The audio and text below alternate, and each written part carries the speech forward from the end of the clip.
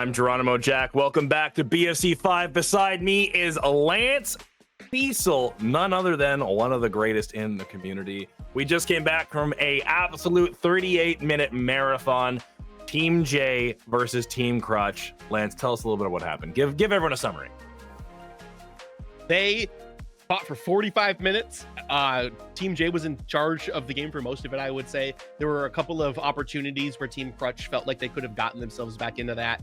Had a little bit of an advantage early in the neutral objectives on the Fang Teeth, but like Jay's team just played a really strong game. They've got a bunch of gamers on there. Jay stood on his head that whole game. Warps was exactly where he needed to be the entire series.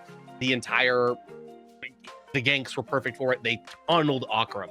I'm really interested to see if they're going to tunnel Akram again and the offlane matchup in this next one as well. Maybe they feel like RJ is one of their like less strong players and they need to try to focus him because Jay can definitely maintain on his own. Their duo lanes seem to do pretty well. Mr. Med's just kind of sitting there being a bodyguard for Verdict as well. So, or I'm sorry, not for Verdict, for Poggy D, the big Poggy D. But I want to know what happens in the next game. Not what happened in the last one. So let's go to the draft. All right, let's go right into the draft. But while we're staying there, I do want to give a shout out to Mr. Mez and how he played. He is, I believe, the lowest ranking member of his team, and he's playing with some real gamers on his team. So for him to be able to keep up as well as he did and, you know, make some really proactive plays, good job, Meds. I see you. I recognize you. Real recognize real, dude. Yeah, and Team Crutch recognized real as well as they banned that Narbash right away. So they are sharing that same sentiment that you've got here, Jack. Do not want that healing. Do not want that damage mitigation. Do not want the speed. No thunks. No nothing. That true silver bracelet item with the mana regen on it. Now it just crushes my mental. Of the Gideon. It crushes my mental to think about the fact that that is on that. I am a big Narbash enjoyer, so I kind of like it when I'm playing it. Hate that Narbash can rush true silver bracelet with basically no downside to it. So it's actually funny because we are seeing Team J ban the Gideon, even though Jay had such a strong performance on that champion. I think they're probably going to look in a different direction. They don't want to give White Wolf or Crutch any ideas on the capabilities that Gideon has in patch 0.18. I'm not too sure where Jay might go from there because I usually see him play Gideon in the mid lane, but Crutch once again picking that Zarus into the first pick on his team. Yeah, and I would say that like the Zarus wasn't one of the things that started to go poorly for Team Crutch in the last game.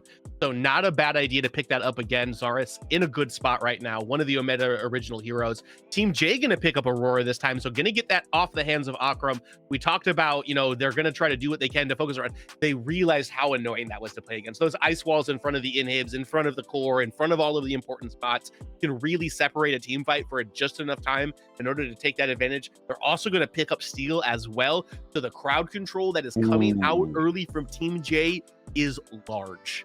Ooh, this is what I like to see. We're starting to get the CC train going on. I hope Crutch is going to be able to answer that. Argus once again coming out of Team Crutch with the Drongo this time.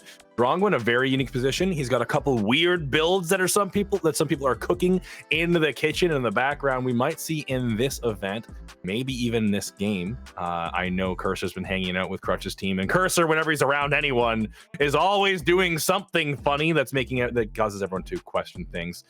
The reaction to that is going to be the Muriel. So just CC all around. No damage from Team J yet. Just CC and shields all around. CC and shields for sure, which I have to mention. If I'm on Team Crutch here, I love the Astral Catalyst changes with the shield, like anti-shield items for a mage finally. Also gets that reduction on your ultimate cooldown if you're able to take a takedown out of it. Don't necessarily know the strength of it, considering the fact that the excess damage can't exceed the amount of the shield, but just erasing the shield itself can be very beneficial because it gets rid of all of those bonuses that come from the Muriel passive as well, where you're going to get extra attack speed and damage on it as well. Into the second round of bans we go, though, as Crunch is going to be taken out from Team J, followed by the Kira on Team Crunch. So we're going to have to see Pog D on a new ADC this match. Kind of interesting to see them ban Kira with them already having Drongo picked as well as Drongo. Although a lot of people are picking Drongo into Kira in the last PCC that we saw, I still look at Drongo as sort of a natural counter on an even playing field matchup into Kira. but they still just don't want Pogdi to have it. Trying to get most of these people off and onto new heroes this round compared to last, and it's going to be the Twin Blast picked up by Team J here for Pogdi. I do want to say with the Astral Catalyst, just to double back on that, the shield burn on it is just a nice little, sprinkle of sprinkles, really, on top of the item, because getting reduction on your ultimate is all you need, and the item gives you a nice stat line with the cooldown reduction.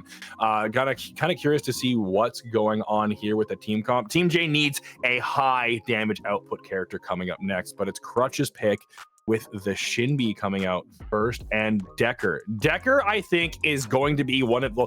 Decker's always a winner because Decker is the most versatile champion in the game. You can build her tank, you can build her damage, you can build her a chanter, you can build her as an ADC, and you're genuinely not trolling in any of these circumstances, and you'll outperform everyone on the team. Why not? I would like to put a little caveat on what Jack is saying here. Please don't build Decker damage in my games if you see me solo queue. Do it in your own game, someone else's games, not my games, unless you're like, Akram or someone who can actually aim, or any of these people we're currently seeing in this game. Okay. And so there's the Faye.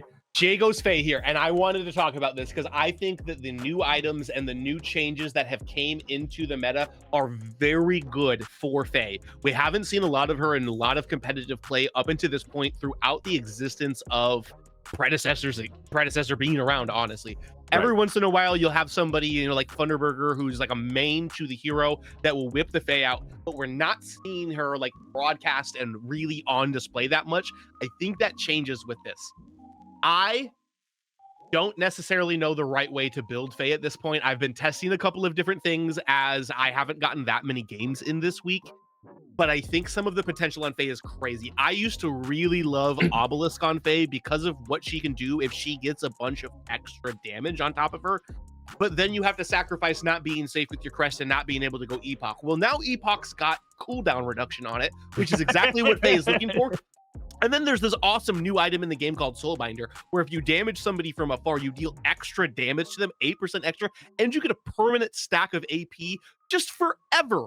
And that is crazy on Faye. You can play safe, be on the either like Soul Bearer or Epoch route, get that cooldown reduction or whatever safety you need, and then still have a way to stack extra AP.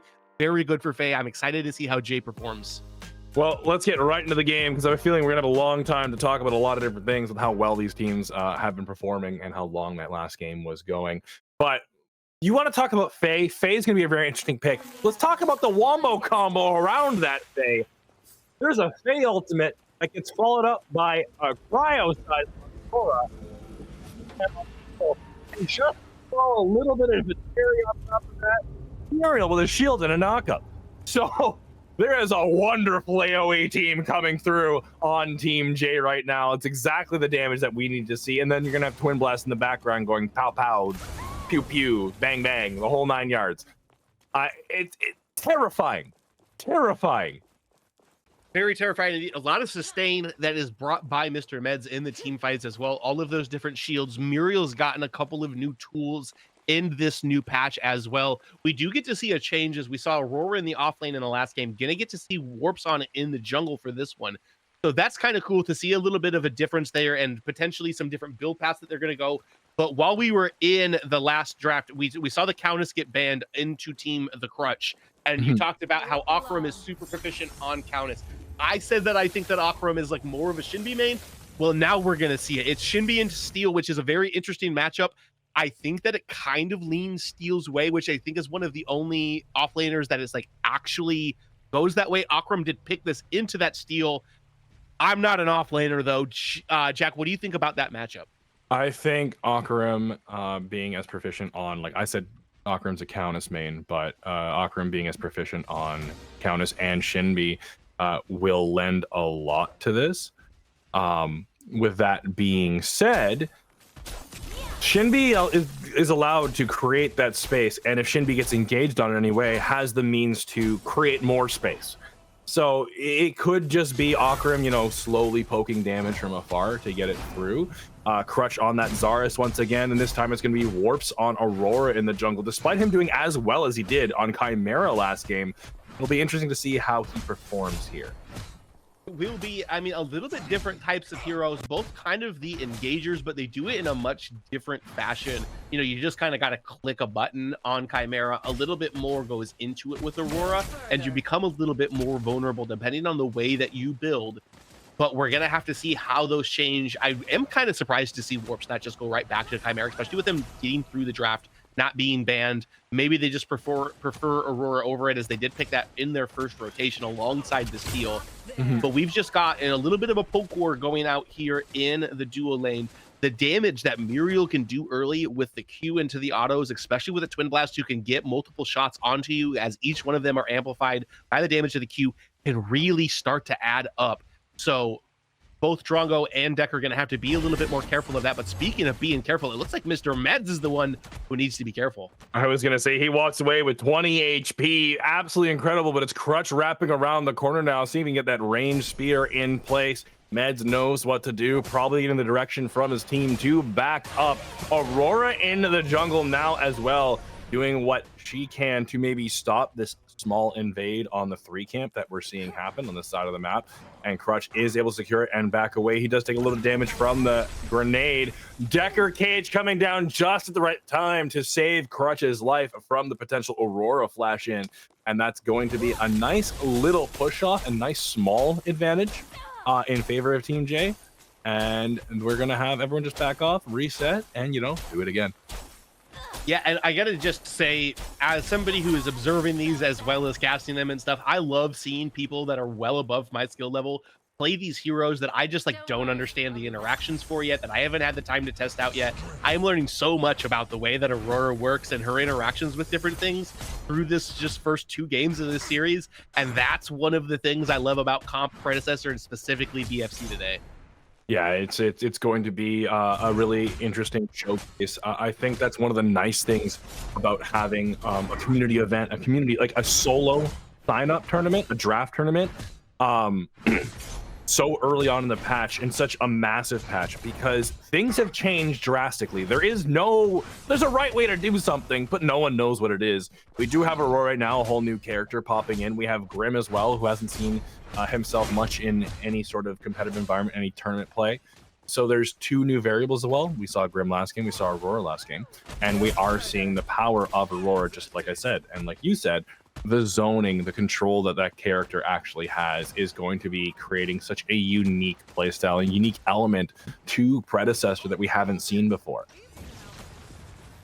Really gonna be interesting to see it. We do see that Crutch is moving towards the mid lane. Finds Jay as he's walking towards the river buff, gonna get some pokes down, and this is one of the bad parts about Faye. She is kind of a sitting duck. She's got a flash available to her, and other than that, she is completely vulnerable. No movement abilities. The only real peel she has is burning her own ult for it, but she wants to be using her ult within team fight. So Crutch unable to finish that off, pick the first blood up, but is starting to show one of the strategies that they're going to have, which is to try to shut Jay down.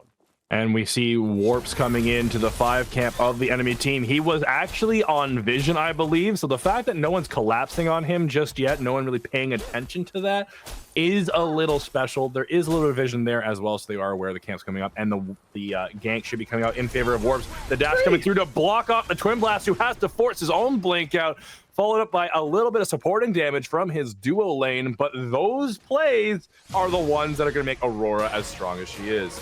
We are now also seeing Argus from White Wolf rotate into the duo lane. I called in draft that was into the off lane. I called in draft that was actually going to be Snipes once again, but this time they're giving it to the mid laner, allowing Argus to, get the pressure he needs, the stat line he needs with the gold and experience to really perform well. It could possibly be Snipe going down on the Decker. He is able to walk away as Poggy D misses the last couple shots he needs to secure that kill. And Jay's coming in from the side, forcing the blink out onto the Decker. It's going to be verdict in a really, really sketchy situation. The Crutch trying to follow up and apply a little bit of pressure for his team, but it's not going to be enough. The 4-1 hate crime is coming through as Faye gets the big ultimate down onto the Drongo. Nothing he can do. Even if he tried to get out, it was the Hoarfrost to secure that kill on top of what already happened. Right, and we're at the 7-minute mark, which means that the Fangtooth is up. The enemy does not have their ADC. 4 members of the team are over on the Fangtooth side. That should be a free pickup for it. Crutch is aware of this. He sees it. May just turn his attention onto Jay, but I'm not sure that's what you want to do. Is he gets chunked on his way through? I think they're looking to hate crime Jay for what he did last game. I feel like that's Crutch's primary function right now is, you know what? I don't care about the Fangtooth, they can have it. I want to put Jay into the dirt for the game I had to endure just a few minutes ago. And that might be coloring his vision a little bit, I think. It might be, but I'm not sure about the decision making there. It would have been hard for them to walk in. You don't want to walk into a level 6 Aurora within a pit. You know you're going to get frozen, especially if you don't have any sort of cleanse available to you. Going to make it hard to outsmite her as well. It is only the first Fangtooth. Yeah, it's an extension to your river buffs. It's not worth throwing your entire team at and your entire life bars at. Getting put behind 4 or 5 kills and a Fangtooth early, or for just one Fangtooth if you're able to steal it. It's just like the risk reward isn't there. Crutch and his team made the right decision to try to get the pick on Jay. Unfortunately, they're not able to finish it through and get it, but the decision making is good there. That's discipline, and discipline is important in any form of martial art, and I think MOBA is a martial art. This is a martial art. I don't know. I might be stretching it here. We're trying. Using the keyboard and mouse and some nunchucks, just let those wires fly. That's really the way to do it, I guess. Yo, we do have somebody that plays this game on an N64 controller. Shout out Pappy Plays, part of the BFC community. Why isn't Pappy in here? Maybe. Why are you in here? Hold on, though. Hold on. Maybe we can get somebody to program this to like a Wiimote with a nunchuck and stuff, and then I could actually say it's a martial art. Then it's not as much of a stretch. But I think that I am kind of trolling with that take. So someone's monitor is gonna have a nice little hole in it with a Wiimote through it at some point, and not even out of anger, just from the hand movements. Got to use the wrist strap, dude. What do you mean? Okay, so yeah, I guess that's what they sell them for. anyways, we got to talk about predecessor. That's what we're here for. That's what we care about. We were talking about predecessor. Okay, hey, really quick, we got to look at this. Akram's got a 2-level advantage over here on RJ. The gank early also has had complete control of all of the Scion buffs. So Ak in control of 2 levels up. That's going to be very tough for RJ. Really, the only job of a steal is to get super tanky, get to the point that he can mitigate damage, hit a big shield slam on somebody, block something with a wall, and he still will be able to serve that purpose, but going to be doing less damage than what Ak's got. Amazing Aurora wall from Warps. As they try and block off the rest of the team, they are able to get out just enough before getting themselves killed. We are going to see a disengage across the board. Mini Prime still up, could be the next objective for both teams, as we do see a little bit of posturing happening, a little bit of scrapping going on in the duo lane. It's going to be Verdict on the Drongo at health, trying to blow himself up. It's going, and there is Poggy D with a Twin Blast ultimate. The gag grenade does go down, but he's able to dodge it just the last second before it silences him out from doing any more damage. And that is going to be sniped now, going to take a little chunk of health. White Wolf coming in. He's level 8. He has a little bit of pressure that he needs. It's going to be the ultimate from Decker that will miss. The stun ball from White Wolf going through, and he's going to apply the ultimate, trying to hit Poggy D. He missed the first shot. Hits the second shot and lands the third. Not enough damage to secure it as Warp's now coming in, going to Hoarfrost, the enemy team, and picking up a kill onto Drongo as Mr. Meds follows up the reversal of Fortune to apply a little more CC and damage mitigation onto that Aurora. Oh, what a good Uno reverse card from them there. Getting engaged on. Looks like they're the people that are going to have members fall. The counter engage, the counter gank is perfect for it. You see Akram also focusing on this mini prime, not going to be able to take that alone, especially without a hunt available. But there's not much RJ can do to really stop it. Akram very much in control of this side of the map. RJ is allowed to stand about 2,000 units away from Akram is, and no more close than that. Has to be very careful. We've got an engage coming on over here. And that's going to be Warps looking into the 5 camp, walking in at the wrong time as Crutch is there. The crowd assassin does come up with the fly trap. They're going to lock him in the Coliseum. It's not going to be enough as Argus comes in with the big crystal, knock him in the air, allowing him to secure a great kill against the enemy team. Aurora going down as well as the Twin Blast. And that is Jay looking like he's in a little bit of trouble as Crutch's team finally putting themselves on the board in an even playing field and then spraying the ground with that Fang Mao facepalm. The disrespect, they got to put it down. The what are you thinking? Being in my jungle, we're going to come over here. We're going to pick you up. The Coliseum stack also doesn't go over to Crutch there, who used it onto the Aurora. So that is a little tough for them, as you want to be able to get as much value out of all of those that you can.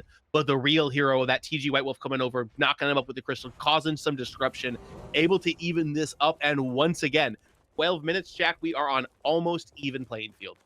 Yeah, it does seem to be the case. I'm really happy to see Crutch's team, you know, pick up the ball that they kind of, they didn't necessarily drop last game, but they didn't have the cohesion and synergy that Jay's team did. They are able to secure the mini prime, so that is an objective, or an early game objective, in favor of Akarim's team, and that is going to allow a possible handshake. Warp's able to secure their own second Fangtooth now, and it's kind of like a reversal of the objectives that we saw last game as the teams start to disengage. No actual fight breaking out, just a whole lot of posturing. Just a lot of posturing indeed, but the posture is in the right spot for Team J right now, as they are able to pick up that second Fangtooth. Now they've got extra movement speed available to them while they're out of combat as well. Mini Prime was eventually picked up by Akarim as well. So that is 3 neutral objectives to 0, and the first tier 1 tower of the game gonna fall to Ak, who is in so much control of this. We got to get a look at RJ's level 73 levels up on this steal and off lane. Gonna get the BM back right in front of the tower line. It's does going not to care. back off. It's That going is to a be Jay rotating. Yeah, there's Jay rotating in, do what they can to try and maybe 4-man the Shinbi, who's very, very far ahead. But Shinbi, like you just said, such a great split pushing hero, able to create space, get in, do the damage, and get out.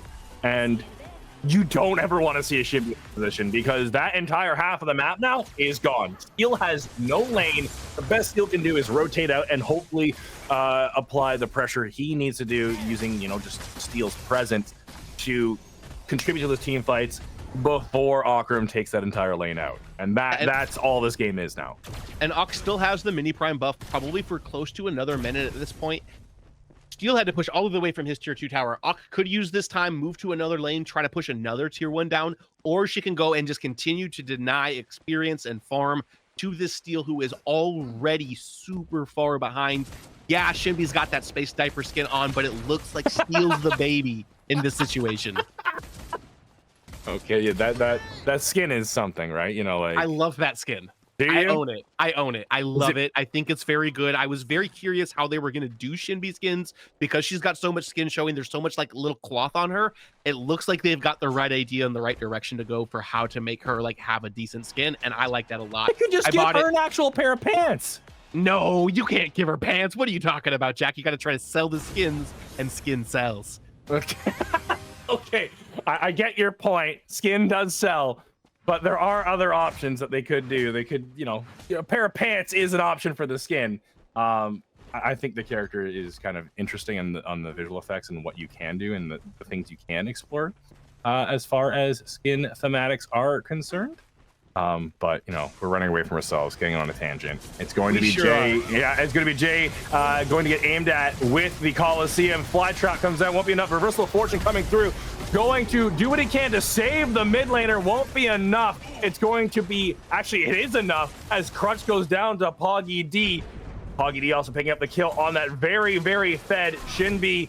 RJ dashing forward, going to get stunned out by Argus's little energy blast stun ball, and they're going to apply the pressure. That entire fight was the focus on Jay, the mid laner, once again, but Mr. Med saving the day with the reversal of fortune. And the shield, the concentrated ground after it as well. The Coliseum had fallen by the time that Jay ended up passing away in that fight. So once again, 2 Coliseums have come out, 0 Coliseum stacks available for the Crutch right now. That's on a very long cooldown, especially level 6 and 11. Very tough for Crutch that isn't starting to be able to move that snowball in the direction that they want and get that extra power in their jungler. So good job by Mr. Meds there, once again being the hero. And we're just seeing the game, you know, it's an explosive game. The teams are, you know, trying to secure that lead in this game, but they're both playing very well, very even. We're not seeing the mistakes of the last game repeat themselves nearly as much.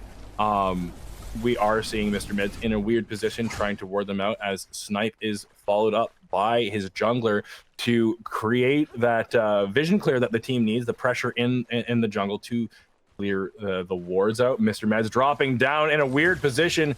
They don't know he's there quite yet, though, but they are going to walk into him as Drongo is there to follow up. Crutch in the great place. The flash comes through, and he's going to dodge the shield slam with that verticality on the jump. Another explosive fight comes out, and it's going to be Verdict picking up the kill on Mr. Meds as Crutch goes down. It's not quite done yet. Warps is the one to secure that kill, and Aurora is there putting on the Hoarfrost. People trying to run away as best they can. The Crystal and the Dreadnova come through from White Wolf. They're trying to peel away as I believe it's going to be Crutch's team following up, walking through that tight corridor, and they are in advantage to push that mid lane down. Warps there, going to try and do what Ocarina did last game, potentially create some space and protect that tower. Instead, he's going to give it up. He knows that is a dicey situation. He's just going to walk off before he gets picked off himself, just before that Fangtooth. I want to go back to the beginning of that fight, right? You were talking about that Crutch didn't know where Meds was, but Meds knew where Crutch was during that because Crutch had just walked over a ward. I'm very curious why Meds decided to drop there. No disrespect to my boy, because Meds knows I love him, but I think that was a very peculiar decision, and it just blew up into such a large team fight afterwards. It puts them into a position where they lose their tier 1 tower as well because they had so many members down from that fight that had just finished. Crutch also does get his first Coliseum stack of the game, so now he's got that snowball up at the top of the hill ready to push it down, start to cycle into even having more and more power with it, and they are going to look to get this third Fangtooth for themselves. They've got that steel wall out there. They're going to pick it up clean and easy. 6% buff to Team J. And getting 3 Fangtooths that early, that cleanly, is such a massive boon. And Mini Prime hasn't despawned yet. They're running right over. They're looking to secure that, and there is no opposition coming out of the other team. Not only that, Mini Prime and Orb Prime buff, as you know, Lance, they will stack on each other. So if they get Brave, they can take both buffs, and then there is a lot of trouble happening for Team Crutch. Yeah, and especially if Team Crutch is going to continue to hang out by their tier 2 towers while it's happening. And I think that's a good call out that you had there, Jack. It is only 19 minutes. They took that before the 19-minute mark. Fangtooth spawns every 5 minutes and doesn't spawn until 5 minutes. That means the absolute earliest you can get it is 15 minutes if you kill it in 0 seconds as soon as it spawns every single time. And they were damn close to that. You know, getting it at 18:30 with an opponent on it that's trying to stop you from doing it, that is very, very strong early map control coming out of Team J. And we are starting to see a repeat of the last game, possibly. Team J is showing great dedication, great restraint, and just overall focus. Crutch in the earlier game was able to, you know, put themselves on the board, get themselves that lead, but that Muriel pick coming through whenever they focus the Fae, and there it is again as Poggy has to blink through the Coliseum, and the reversal of fortune, we were just talking about it, they're allowing Muriel to create a little bit of breathing room for the primed up Twin Blast.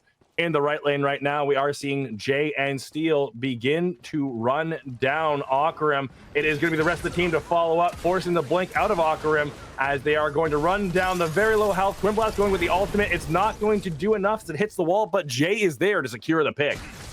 And they lose the blink out of it as well from Akarim, so a little bit less safety in the split pushing, but it is going to cost them a tier 1 on the other side. Oh, actually, it is going to cost them a tier 1 on the other side of the map in order to be able to do that. But like you said, they're getting funky with it. They're trying to get Pog D this double prime buff, and everybody's on the other side of the map. They see that. They had 4 members show as they're taking that tier 1 tower. That's a free 21-minute or prime. They have now gotten the double objectives. Prime buff. They got the double prime buff too.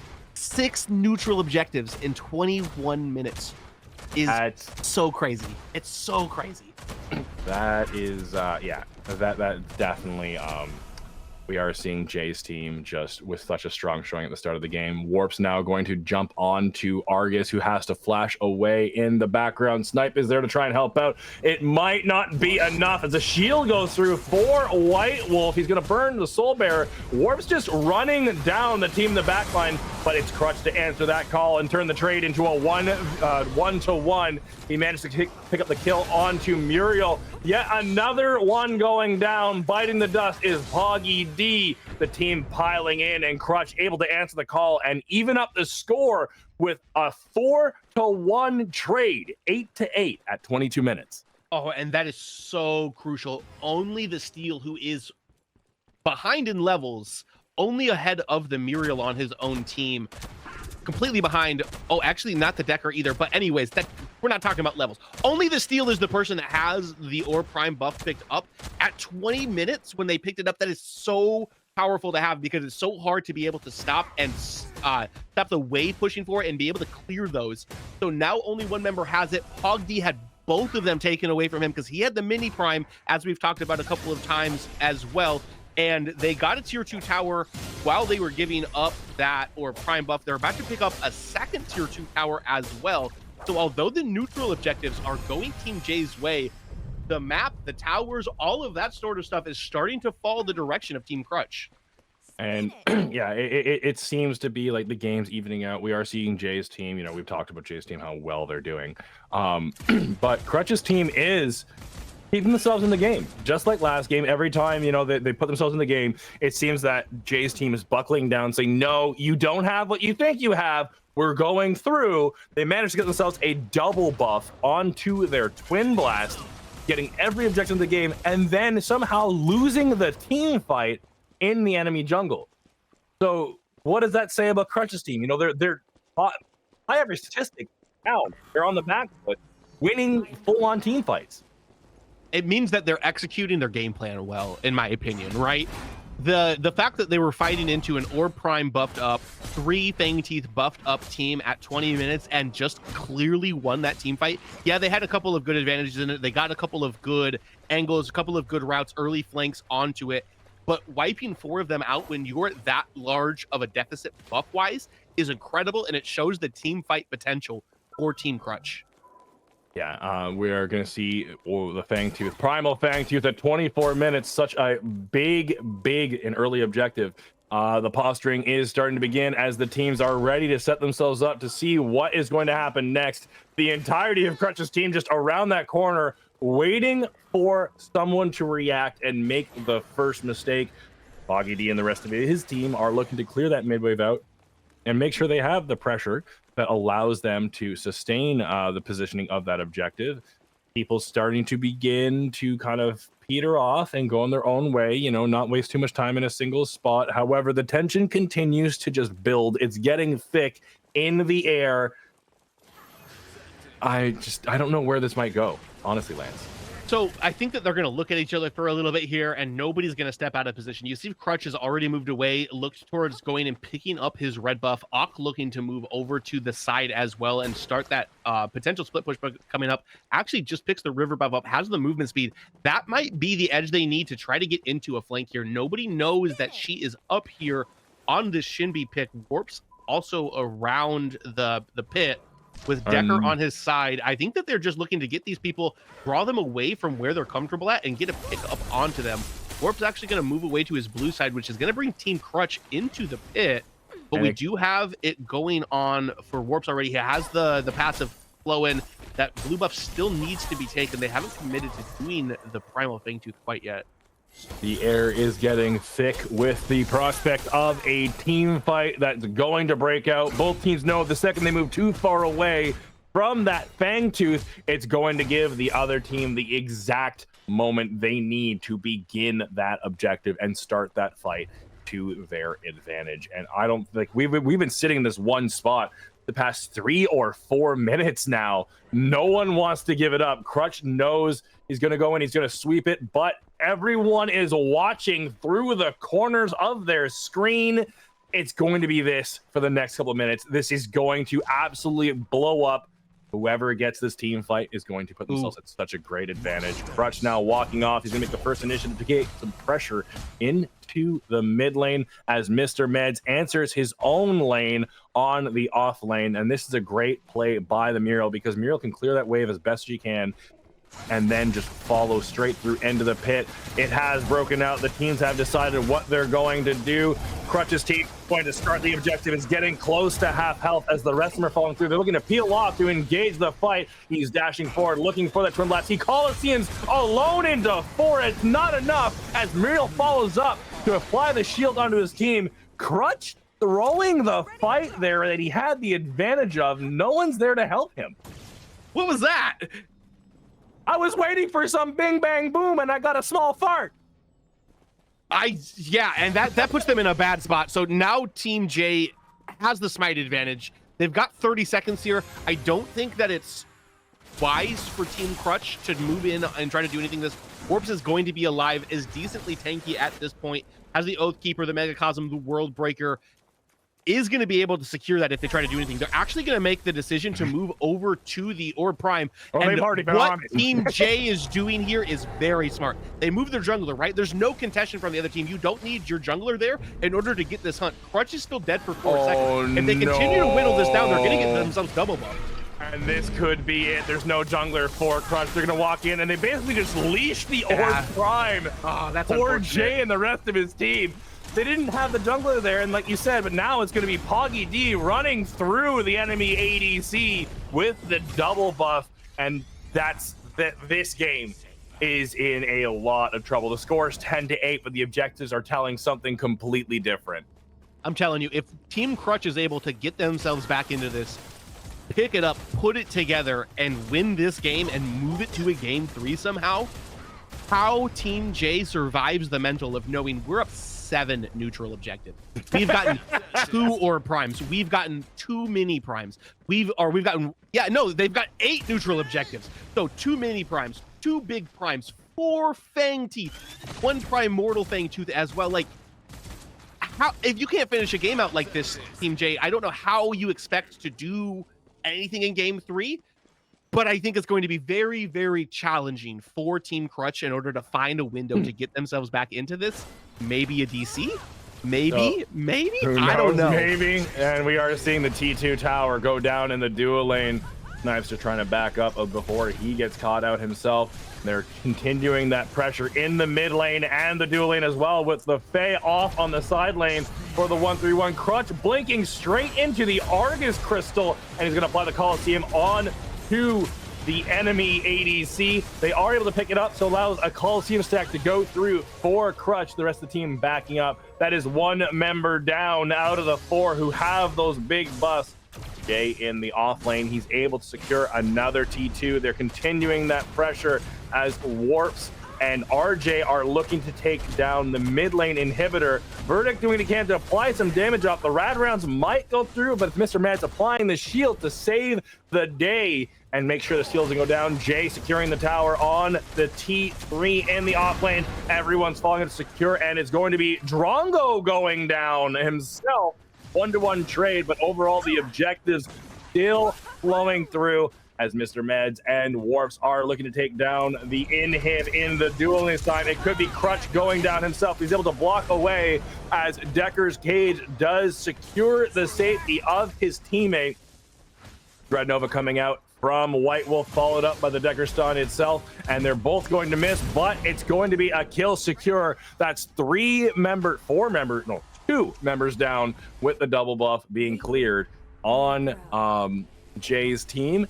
Overall, I'm not too sure. What do you think? That's easily a win for Crutch. Or no, easily win for Jay's team.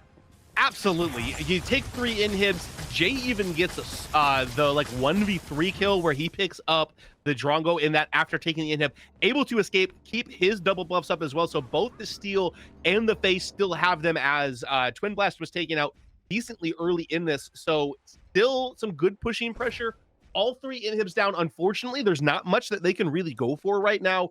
I guess the core, but like the Fang Tooth is down for probably another 3 minutes. The Orb Prime is down for probably about 4 minutes, and there is nothing but defense for Crutch's team right now. They have to turtle. They have to get as safe as they can. Try not to potentially even leave your base, as we see Ock near the Scion buff in typical Ock fashion, not regarding anything Lance has to say and knowing that they know better than I do. But they have to try to stay in here. You cannot get too aggressive here. You have to try to catch Team J doing something wrong. We are getting to the point death timers are kind of long. 31 minutes about to pass. That, yeah. I just about to pass the 32-minute mark. So death timers are getting long. If they're able to get a team wipe, they may be able to reverse a decent portion of this map, but they are on the back foot. They have to be reactive, which is kind of tough to do in a situation, especially with the team comp that they have. Yeah, we are hitting the point, like you said, where death timers are getting long enough. So it's at the point of the game where we just need to win one team fight. Crutch just needs one team fight, and 10 of these objectives aren't going anywhere at that point. They just don't matter, right? Because that last team fight, those death timers are what's going to come through. Fangtooth is spawning in just a second. This could be the 5th Fangtooth for Jay and the rest of his team. They are going to look to clear the mid lane and create some pressure. Crutch and them are posturing as best as they can. You know, they're at a massive disadvantage with 3 supered waves just barreling down, forcing the pressure out.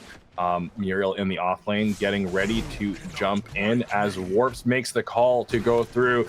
Jay creating distance, pressure, and zoning with that damage. Big damage onto Crutch, who's now at half health, trying to get into the objective, but it might not be enough, as we should see that Fangtooth fall momentarily.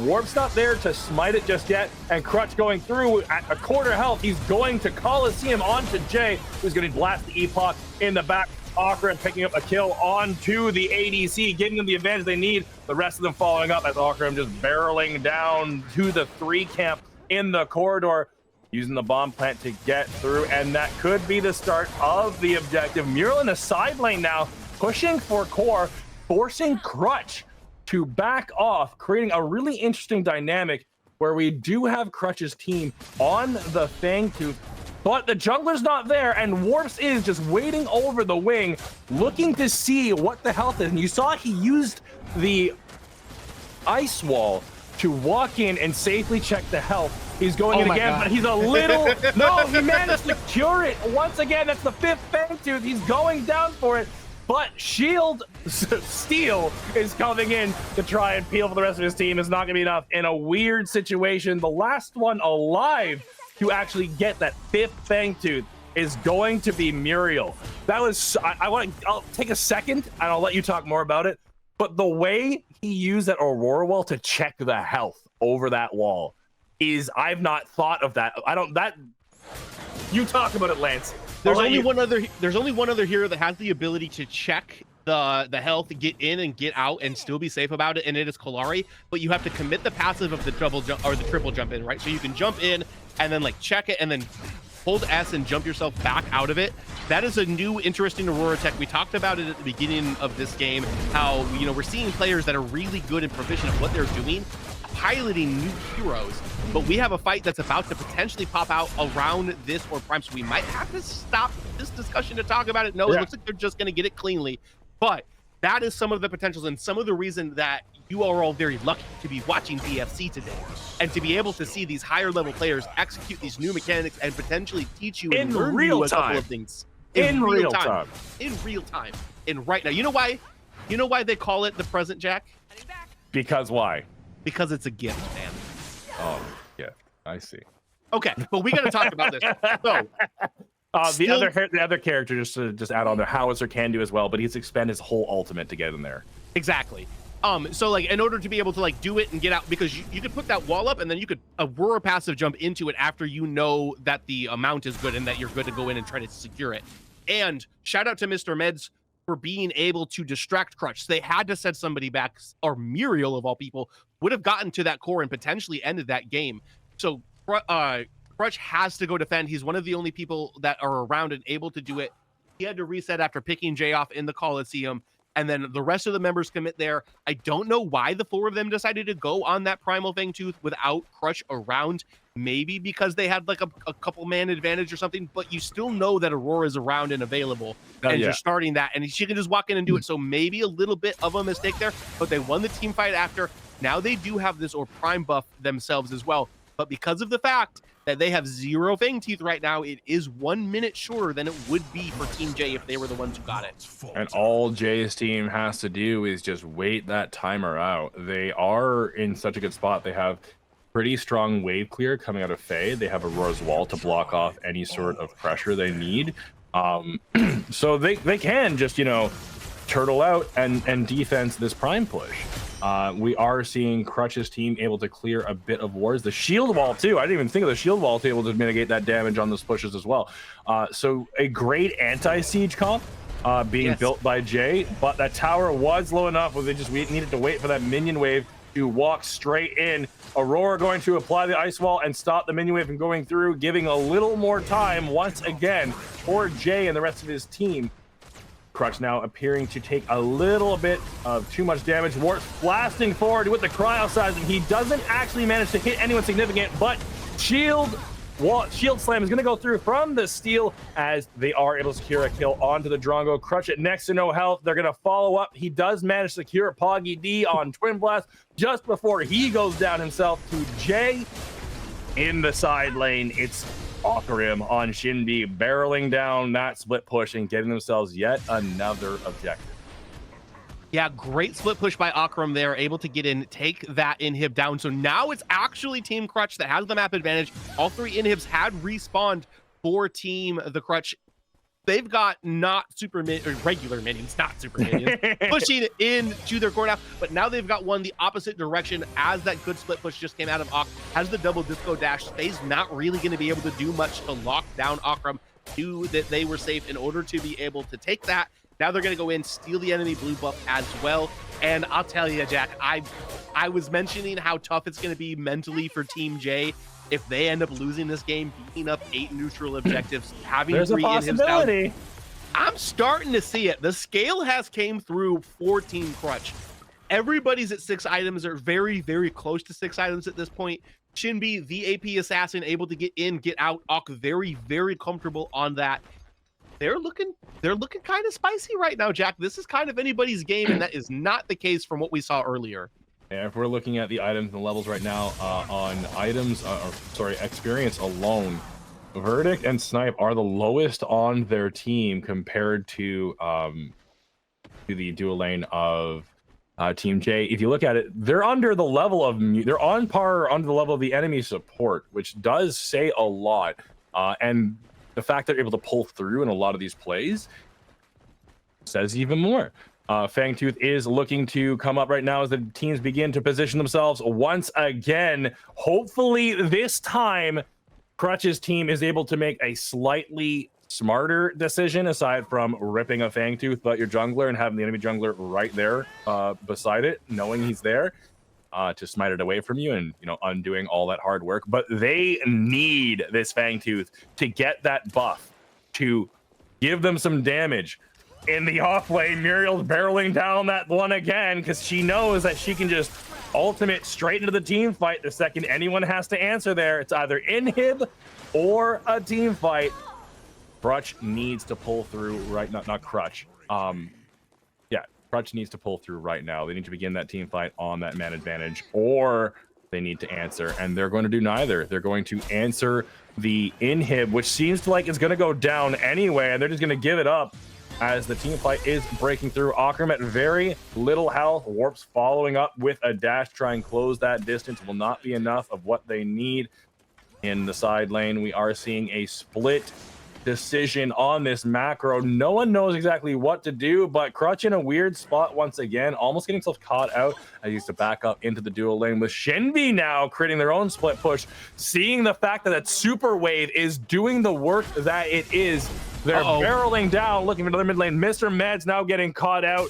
Finally, Argus able to secure that kill, and this does give Crutch's team the opportunity to actually pull through. That's a massive massive minion wave, and this could be the end of the game. The back door out of Akarim, the power of Shinbi could just be it, as the rest of the team is stopping the back. Warps is there to get in and apply the cryoseism. It might not be enough, and Akarim backdoors the game.